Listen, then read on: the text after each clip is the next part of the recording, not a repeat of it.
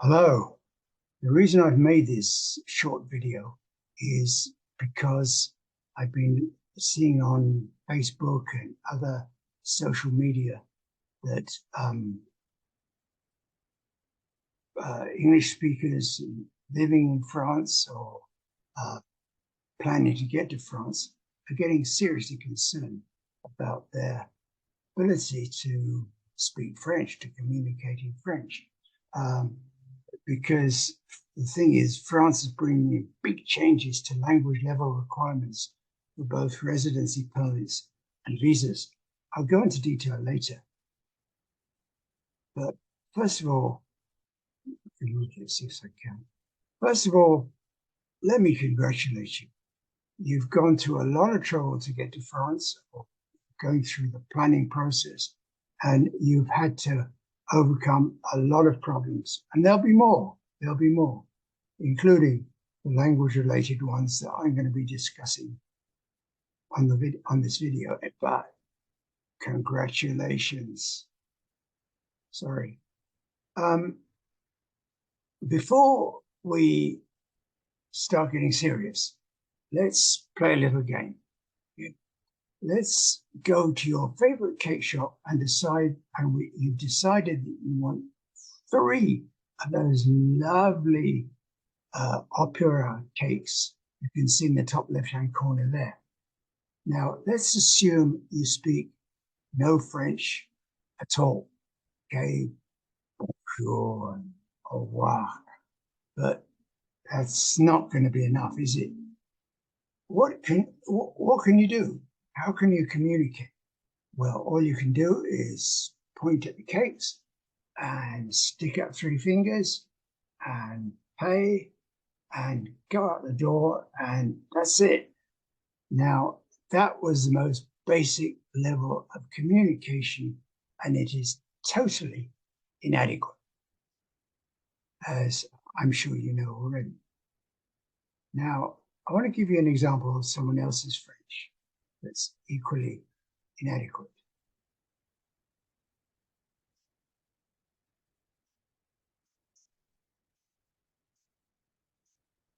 Vos Excellences, Mesdames et Messieurs, je ne saurais vous dire à quel point mon épouse et moi-même sommes ravis d'être parmi vous ce soir, au terme de la première journée de notre première visite d'État en France. Et combien nous sommes touchés par la magnifique accueil qui nous a été réservé. Votre générosité nous rappelle que ma famille et moi-même avons été très émus par les hommages rendus en France à ma mère, de la reine, dont les funérailles ont eu lieu il y a une année. Okay, I can only say as a Frenchman, and I am French, that hearing what I just heard simply made me cringe. And he wouldn't have been able to speak it adequately for residency permit or visa. Is nowhere near it, okay? And he was probably reading out stuff that somebody wrote anyway.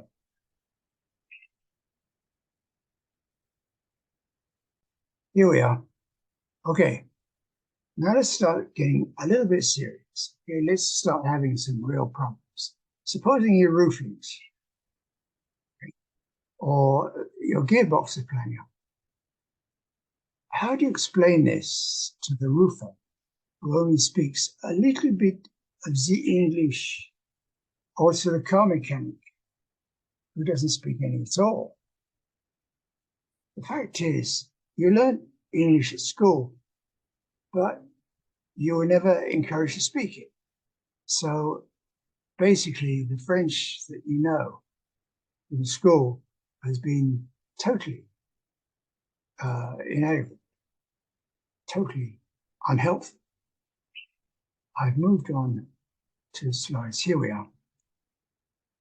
Here's why you mustn't delay in improving your French. I'll take myself on. Let's get really serious. The French Interior Ministry under Gérald Darmanin, who you see here, is bringing in big changes to the language level requirements for both residency permits and citizenship. I put the details in the description below, but I'm being very, very brief. Okay, the details are in the description below, but let me briefly outline the changes. Right.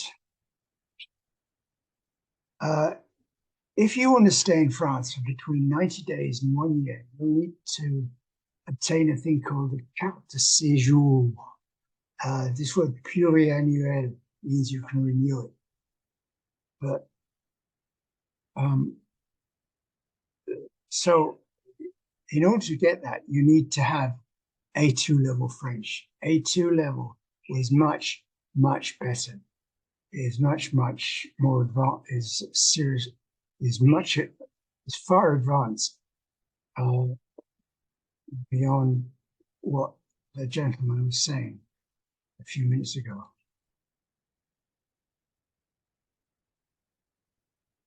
Sorry, I've moved on again. Okay, A2 level French, what's that? It means you should be able to understand and convey basic messages, explain what you like or you don't like, and have simple conversations on a variety of topics. You won't be talking Einstein's laws of relativity.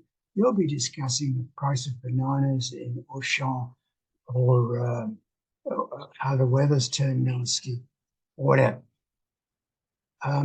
You should also be able to explain a simple problem like that leaky roof and reply politely to invitations.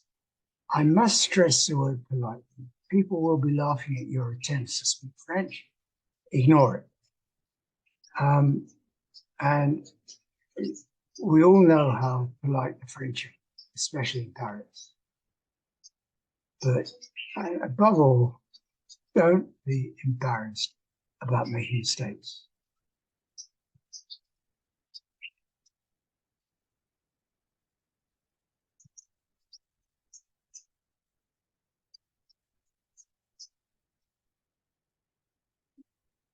The next thing I want to talk about is people who want to stay on a bit longer. There's a thing called the carte de résident. It's, as I said, it's saying that people who've got their main home in France are living there virtually all the time. So it includes retired people, retirees, and also what I mentioned earlier, the carte de séjour. If you renew it 3 times, you're entitled to apply for carte de résident. Now, for that, you need to have B1 level of French. B1 level of French, what's that? It means you can easily communicate in French in social and professional situations. You can understand and you can give instructions. You see, this is far ahead of the A2 that we mentioned earlier. You can have fluent conversations with native speakers and deal with complex situations, either face-to-face or over the phone. You can grasp detailed information on unfamiliar topics. Again, please don't be afraid to make mistakes.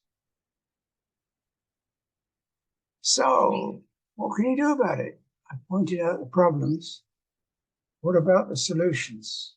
Well, the simplest, easiest, and cheapest solution would be to get together with some other people in your neighborhood who are in the same problem, in the same predicament as you, and help each other out. Well, that's fine, but what about the accent? What about if someone tells you something is wrong? How do you know that they're right and you're wrong? So, but as I said, that's what some people want. That's what a lot of people want. But it's got its limitations. Number 2, you could get a bit more formal, a lot more formal, and join a language school. Now, the problem with language schools is some of them are really quite costly, and they often stick to a very rigid syllabus.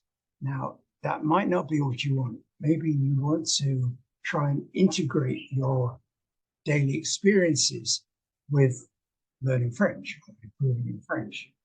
You want to talk about where you went on holiday. You want to talk about what happened in the supermarket yesterday. I mean, really, they're sort of basic day-to-day stuff. Now, language school might not be very keen on it. So what do? What's your third alternative? How about getting an online language coach? An online language coach should be flexible, should be willing to adapt their lessons, their lesson content to your needs and your requirements and your level. Okay? That's what a language coach is all about. And they'll almost certainly be online. Now, let me tell you that I'm an online language coach. I'm qualified, I'm experienced, and I'm happy to tailor the class content to your needs and interests. I'm also quite a bit cheaper than language schools. But what's important is that you upgrade your French so that you don't have to worry about renewing your visa or your resident permit.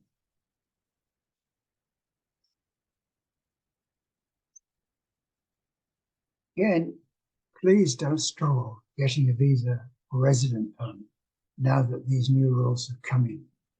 There are solutions, and all you could do is chase them up. If you feel that you'd like to contact me again, as I say, I'm happy to help. Just send me a PM so we can arrange to meet online, Zoom, Google Meet, Skype, whatever you want. Or I left my email address in the description below. Okay? Thank you for watching.